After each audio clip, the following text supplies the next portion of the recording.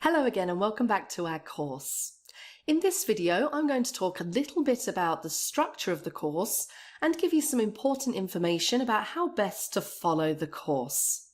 Now, first of all, this course should ideally be covered in sequence, and I have prepared the course on that basis. However, this is an advanced course, and if you need to cover a topic that's later on in the course right away, there shouldn't be any reason why you can't do that. I've tried to make the parts of the course as standalone as possible, and each of them should have limited reference to earlier parts of the course, but you can go back if you need to. The course is arranged into chapters, and each chapter comprises one or more sections.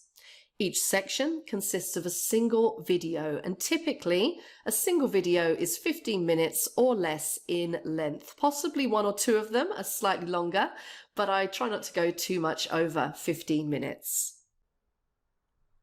Now, apart from the videos themselves, there is a folder containing the course files, and this has most of the files that I use during the course, so that if you want to work along with me or try a variation of what I've done, then you have access to those files here. Some of the very small, simple workbooks are not included, but where the workbook has any significant content, I've tried to include it in this folder. I suggest that you make sure you know where your course files folder is and maybe take a backup copy, particularly if you're working along with me. You might break something and need to recover those original files. There's also an exercise files folder. In most cases, this folder includes the starter point for each exercise, as well as my sample answer for the exercise as well. So once again, it's important to know where these files are and take a backup copy of the folder. Now for a couple of important general points. In Excel, there are many ways of doing things, and in order to keep the length of the course not too long, I will show you one or two ways of doing things, but I do appreciate that there are many ways to do the same thing in Excel and alternative methods that you may prefer. So I do suggest that you experiment and find the way that suits you most. Now, there are one or two things that I generally try to avoid, and one of them in particular that you might be surprised by is that I generally don't use keyboard shortcuts.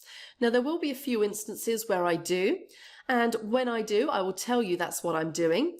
And the main reason I don't use keyboard shortcuts is that you won't see me doing that on the screen. And generally speaking, I like to click something on the screen so you can see me doing it. And I will often highlight or outline where I'm clicking to make it clear. Again, I do appreciate that in many situations you'll probably use a keyboard shortcut instead of clicking on the screen.